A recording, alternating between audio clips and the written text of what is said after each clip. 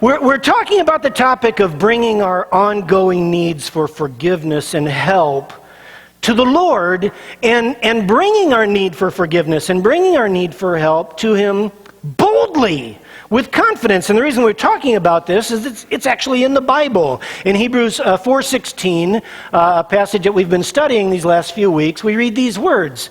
So then, since we have a great high priest who has entered to heaven, Jesus, the Son of God, let us hold firmly to what we believe. This high priest of ours understands our weakness, for he faced all the same testings we do, yet he did not sin. And this is the punchline. So let us come boldly to the throne of our gracious God, because he understands. Let us come boldly to the throne of our gracious God, and there we will receive his mercy. That's the forgiveness part.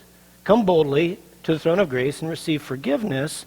And we will find grace to help us when we need it most. The help word is the help us part. And if you've been here the past couple of weeks, I've explained that the word help is a nautical term. And so the metaphor here is of when a ship is busting apart, it's listing, it's sinking. It's a metaphor for when the nautical use isn't a metaphor. The nautical use is then another ship comes alongside, it lashes ropes around the ship that's busting up, it's sinking, it's listing, and you pull the ship to an even keel. You get it back up to the surface, you get it back out of harm's way. And so that nautical term is a metaphor for the kind of help that we receive from the Lord when we come boldly to Him with our need for forgiveness and our need for help. He lashes His arms around us, and He gets us back on an even keel. He keeps us from sinking. He provides us help.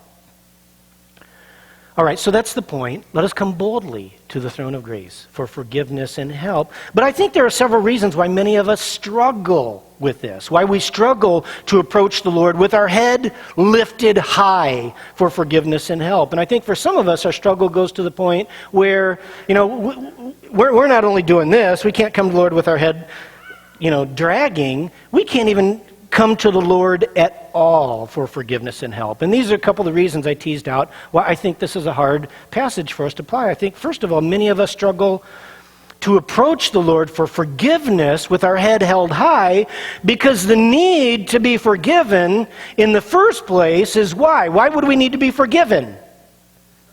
Yes. Yes. That's a very precise theological term. Because we fail, right? We fail. And that's why we need to be forgiven. Now, for most of us, failure is not a hold your head high thing, right? Messed up? Or as John would say, no, I won't go there. So I'll get an email from somebody. Right? Failure is not a hold your head high thing. Failure is a drop your head in shame thing, right? You can identify? And so we struggle then to approach the throne of grace with confidence, with our head held high, to come boldly for help and forgiveness, if we can come at all, because we're ashamed of our failure. Well, second of all, we may struggle to approach the Lord with our ongoing need for help, with our head held high, because most of us are programmed to be ashamed of our neediness, right? We're programmed to be ashamed. None of us naturally say, needy, right here, needy, really, really needy. Help me, right? We're not wired that way. And so we struggle, I think, even in approaching the Lord's gracious throne, boldly with our head lifted high because we're ashamed of our neediness. We're programmed to be ashamed of our neediness. Thirdly, we may struggle to approach the Lord with our ongoing need for help, with our head held high, because Hebrews 4:16 says that we can find help when we need it most. And I think some of us get caught up in trying to, put a number on need it most. I mean, is that like a once in a lifetime thing? I can come for help like once when I need it most? Or twice, 7 times? How, if it's a once and I need it most, how do you know when to call that chip in, Right? Because we can imagine the Lord saying, wow, you really blew that chip. You're going to regret it. Trust me. You would have much rather used it for this other thing that's happening tomorrow. Right? Or for some of us, help when we need it most. When I need it most is like pretty much all the time. And that feels too much. And most of us are wired to start dropping our heads with each excessive, I'm sorry, but I could really use some help. And then again, the next time, I still need some help. And the third time, I know this is really embarrassing, but need help still, right?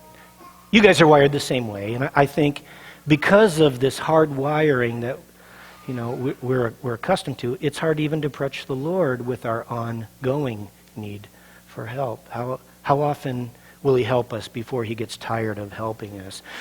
Well, a fourth reason we may struggle to approach the Lord with our ongoing need for help, with our head held high, is because I think many of us are not really convinced that the Lord really gets our weaknesses. He really understands our ongoing need for forgiveness. He really understands our ongoing need for help. Even though verse 15 says this high priest of ours understands our weaknesses. I want to submit to you, I think most of us may struggle to really believe it's true.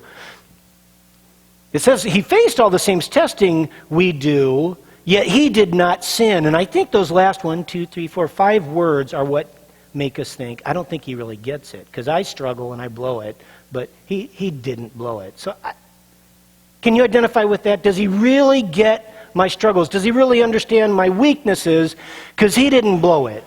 So let me give you an illustration that I think will help you identify, yeah, that's how I think it is with Jesus. And that's why I'm not really convinced he does understand me. Okay, so I've got a couple guys who were more than eager to help me with this sermon illustration. Devin and my son Benjamin, you'll really understand why they were excited about this. Can't you see excitement just exuding from them?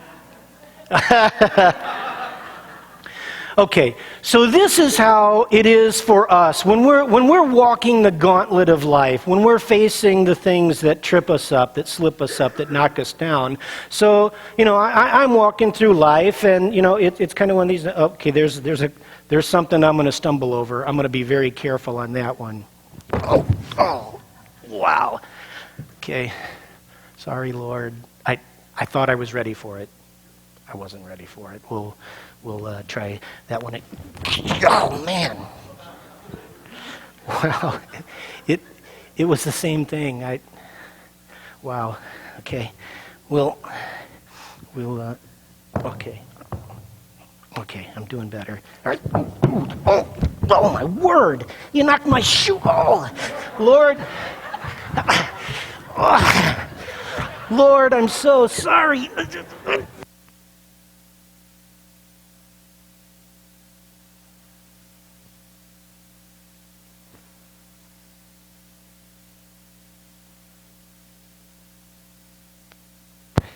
Okay, I got unplugged here.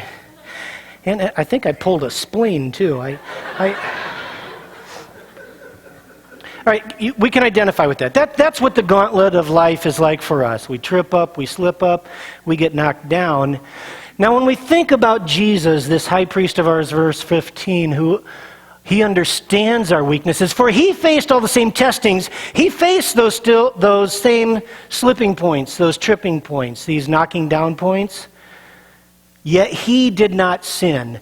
Let me tell you how I think we interpret, yet he did not sin. So now I'm Jesus walking the gauntlet of life. Ready for this? Bruisers, you ready? Okay.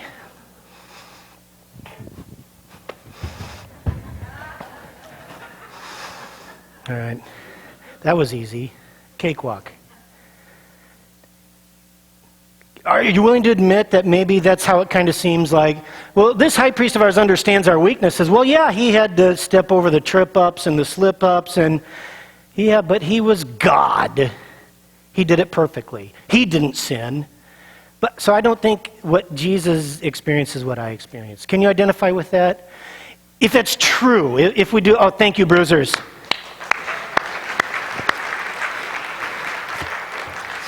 Now you understand why they were like, oh yeah, we're so in with that illustration. Let's do that every week.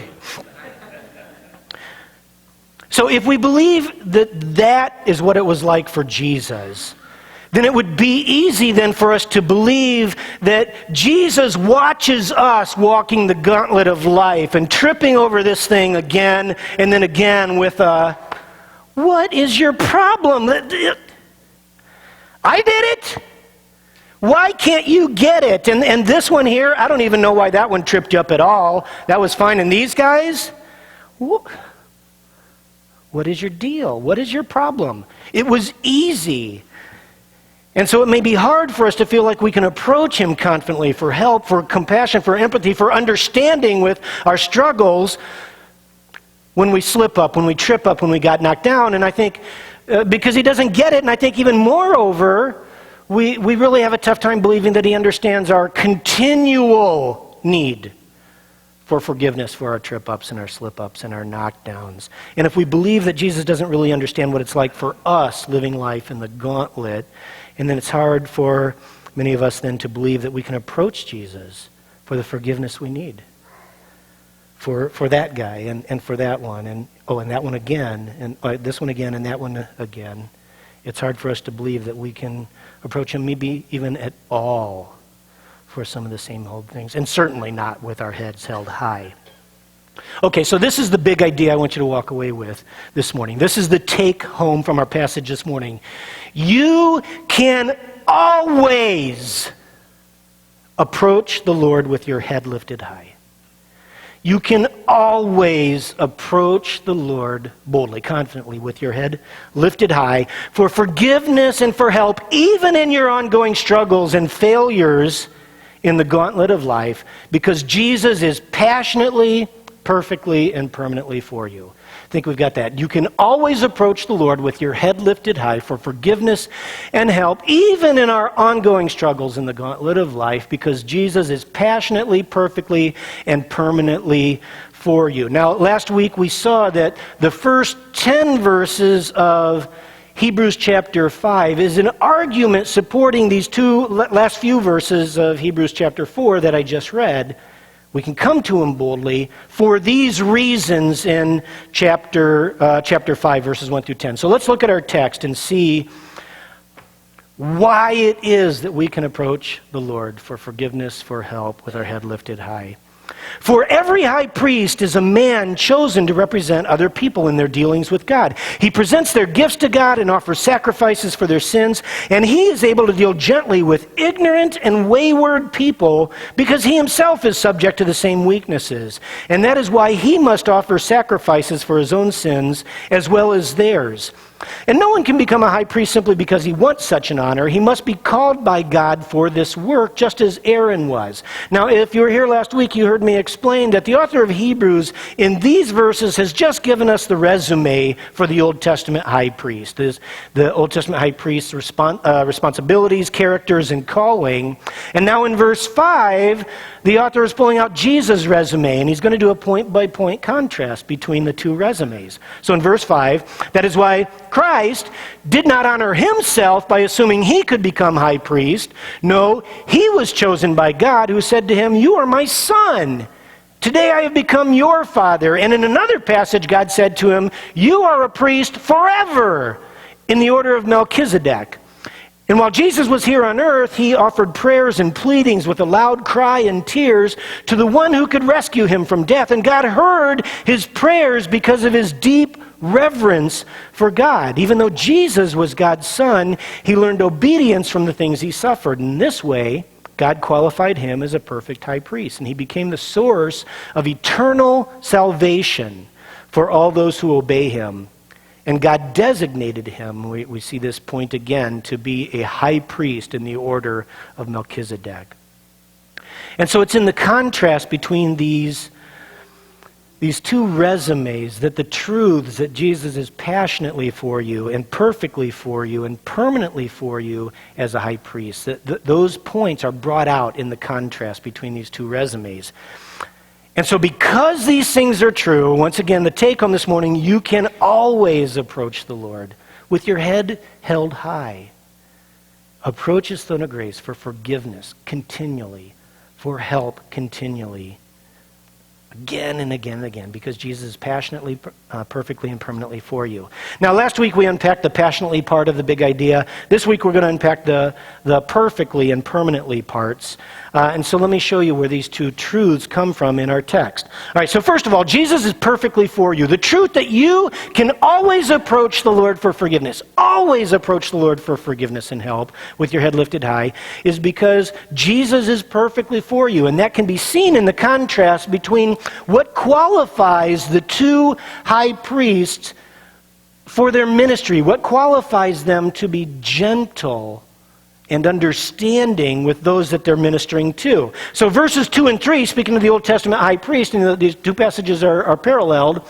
Of the Old Testament high priest, it says, "And he is able to deal gently with ignorant and wayward people, because he himself is subject to the same weaknesses. And that is why he must offer sacrifices for his own sins as well as theirs."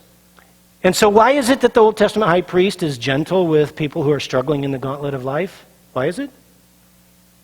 Because he's struggling in the gauntlet of life too, right? The high priest says, yeah, that one, that gets me every time too. These, yes, I get it. He has to offer sacrifices for his own sins as well as the other people. As a matter of fact, this is kind of an interesting subpoint. Tradition tells us that when the Old Testament high priest offered the sacrifice for his own sins, he did it in a public assembly. He'd take the bull, which was the sacrifice that he had to offer. He'd place both of his hands on the head of the bull, and he prayed this prayer. In the hearing of everybody, he says, "O Lord, I have committed iniquity and transgressed and sinned before you." It's like three things: iniquity, transgression, and sin before you. It's me, I, and my house, and the children of Aaron, thy holy people.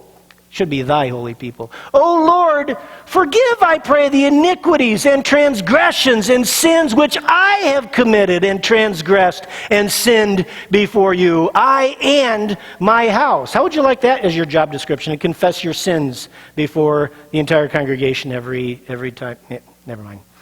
All right, this is the point. It was only after the high priest identified, this is me. I'm a fellow struggler in the gauntlet of life. Only then was he able to minister to others. Only then was he able to minister to the ignorant and the misguided, because he was able to see, you know what, I'm one of them. I'm the ignorant and the misguided too. Now here's a complete aside, Vineyard Community Church. That very reason is the same reason why we're to be gentle and understanding with everybody who walks in the door, everybody you lock eyes with, everybody I lock eyes with. We're to be gentle and understanding with the ignorant, with the wayward, because we be one of them. Do you understand that? How dare we look down our noses at anyone? We just need to be aware that we have our hands on the sacrificial life of Christ. And we confess over him, Lord, me too. I needed grace. I need grace. I'm going to need grace. How dare we ever look down our noses at somebody who needs grace too? All right? You got that? Side point. It's a freebie. Got it? Got it? Okay, good. All right, going back to Jesus now. Now, in contrast to this particular point of confession, identification with the ignorant and the misguided, this resume point on the Old Testament high priest, this is what we read on Jesus' resume. Verse 7, this is why Jesus, by the way, is gentle and understanding. Verse 7, so while Jesus was here on earth, he offered prayers and pleadings with loud cries and tears to the one who could rescue him from death. Now, that was the passionate part we looked at last week, but it sets up the next line, which gives us this bullet point on Jesus' resume of why he's gentle and understanding with the ignorant and the misguided and the wayward, which is us. Have I mentioned that? That's us too? I did mention that? Okay. So what does it go on to say about Jesus? God heard his prayers because of his deep reverence. Deep reverence means because of his piety, because of his devotion, because of how well Jesus did it. It said God heard Jesus' prayers because Jesus did it good, right? He's pious. And so even though Jesus was God's son, this is now an explanation of Jesus' piety. Even though Jesus was God's son, he learned obedience from the things he suffered. And in this way, God qualified him as a perfect high priest, and he became the source of eternal salvation for all those who obey him. All right, so let's pull this all together. So the Old Testament high priest is gentle and understanding with the ignorant and the wayward because he too was ignorant and wayward. But Jesus, our great high priest, is gentle and understanding with the ignorant and the misguided because he learned obedience through the things he suffered. All right, let me now revisit the illustration and show you what it means for you, why Jesus understands you. Why the obedience he learned through suffering qualifies him to be compassionate with our struggles in the gauntlet of life. Do you understand where I'm going? All right. Bruisers, help me out here.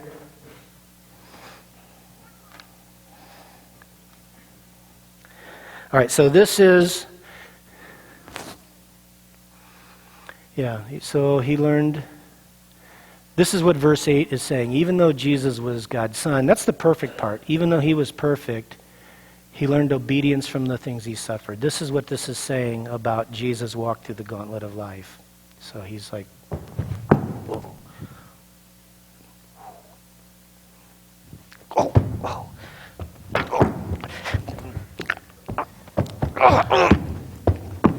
Keep going.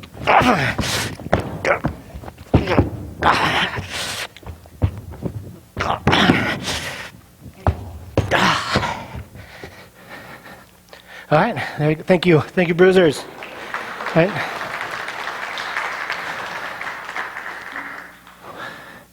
I'm too out of shape to preach.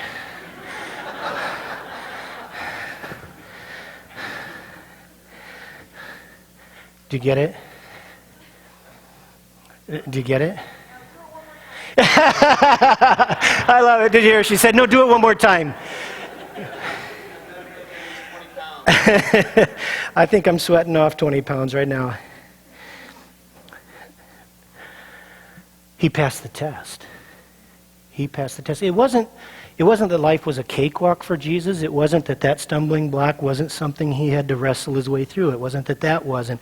It wasn't that this wasn't. Jesus experienced the very same fights and battles and trip-ups and slip-ups and knockdowns that you and I did. He walked the gauntlet of life. Not unscathed, not untouched, but experiencing the very things we do. And yet, he did not sin. He did it. Doesn't mean yet he did not sin. It was just, it's the unscathed. We need to get away that, get rid of this unscathed thing that makes Jesus unapproachable in our minds and recognize he got beat up. And actually, when you think about it, what do you think is harder to do? Who would understand temptation more? The person who gets pushed once, let's say like you and me, we get tempted one time and boom, we crush. We collapse. All right? Contrast that experience of temptation with what Jesus did when bruisers are coming after Jesus and just push, didn't knock him down. Push, push, push, push. Jesus had a lifetime. Right? You and I collapse after one or two times, right? So who do you think gets temptation even more than we do? Right? Jesus gets it.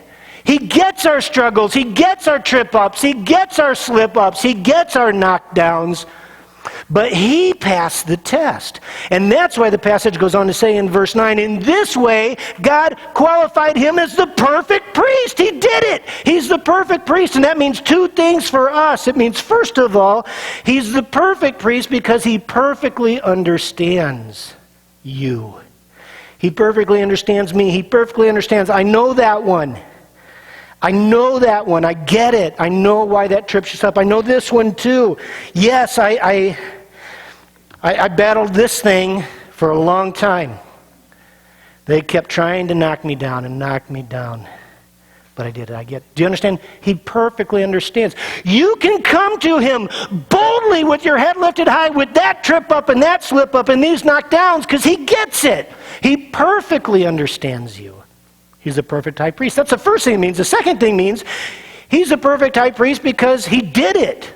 He succeeded. His help is perfect. If we go to the Old Testament high priest and say, hey, can you help me beat that one? He's like, no, I haven't figured it out yet. And you go to your best friend and, you're looking for help and he's like, can you help me with that one? It's like, no, I haven't beat that one yet either. Only Jesus beat that one. Only Jesus can be the eternal source of salvation for us because only Jesus walked the gauntlet of life without fail. And that's why Jesus is our only hope for salvation. That's why you will never be good enough to be your own source of eternal salvation. If you are counting on your perfection in the gauntlet of life as your source of eternal salvation, you can't do it. Only Jesus did it without fail. If you're counting on some other religious leader, some other philosopher, some other philosophy of life to be for you the perfect high priest, the perfect source of eternal salvation, no one else did it. Your confidence is misplaced because only Jesus is the perfect high priest, the perfect source of salvation.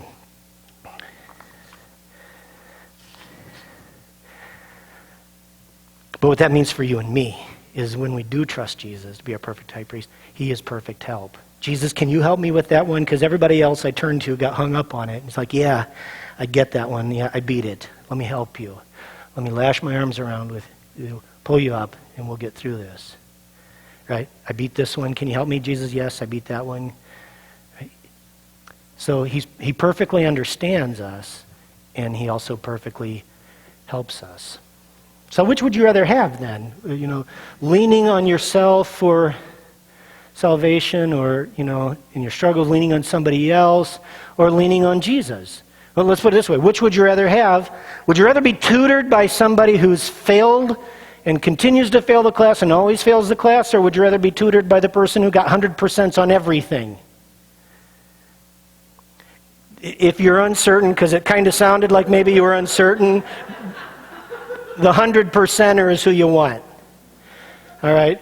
Who would you rather have help from? Somebody who's tackled the problems that you're stuck in, or somebody who is stuck in the same things you're stuck in?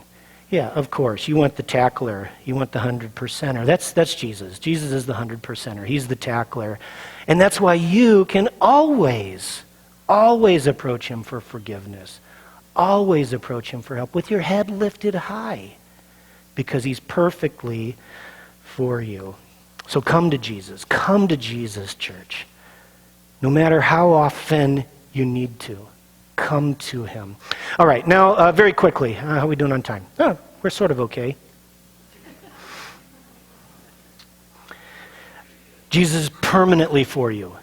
Jesus is permanently for you. The truth that you can always approach the Lord for forgiveness and help with your head lifted high because Jesus is permanently for you can be seen in the contrast between the calling of the Old Testament high priest in verse 4 and the calling of Jesus, our great high priest, in verses 5 and 6 and then down in 10. Verse 4, speaking of the Old Testament high priest, says this, and no one can become a high priest simply because he wants such an honor. As I said, 2 weeks ago or something like that, you don't become just high priest because you feel like, yeah, that's an occupational choice. I think I'll try being the high priest.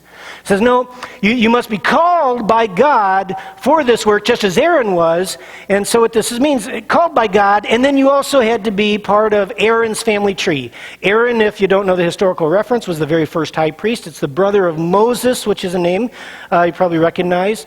So to be the Old Testament high priest, there's two truths that are being brought out here. You had to be of a particular family tree, Aaron's family tree. If you weren't part of that family tree, you couldn't be a high priest.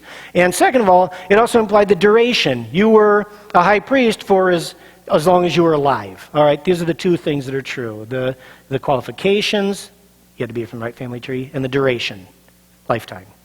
In contrast, then, is what it says, all right, so that is why Christ did not honor himself by assuming he could become high priest. So Jesus just didn't, sign up for the job. He says, no, he was chosen by God, who said to him, you are my son, today I have become your father. All right, whose family tree is this telling us Jesus is from? God's family tree. All right, trick question. No, it's not a trick question. It's a tricky question. Which is better, Aaron's family tree, God's family tree? God's? Good. Good answer. Yeah. Resume, Old Testament high priest, resume Jesus? Jesus wins. Jesus wins. He's from God's family tree, but not now. But he goes on to say, well, there's the duration is implied this, and then in another passage, God said to him, "You are a priest." Next word, forever in the order of Melchizedek. Now, Hebrews is going to deal with this crazy Melchizedek thing in a couple chapters, so we're just going to put that on the shelf for now. But you're a priest forever in the order of Melchizedek. Not the order of Aaron, but the order of Melchizedek. And then verse 10, and God designated him to be a high priest in the order of Melchizedek. So whatever that Melchizedek business means, the implication is made clear for us. It means you're a priest forever, Jesus. And so if you're leaning on the ministry of the high priest or some other fallible philosophy or religious leader or whatever, you got a lifetime of instruction or help or whatever, but it's done. But if you trust in Jesus to be your forgiver, if you trust in Jesus to be your helper, the priest who understands you and gets you and helps you, how long is that good for? Forever. It's forever ministry. All right, now let's bring this home. So you can always approach the throne of your gracious God for forgiveness and help with your head held high, because Jesus is passionately for you, he's perfectly for you, but he is permanently for you. He is permanently for you. He is always, forever functioning in his capacities of being your helper. Forever, forever, forever.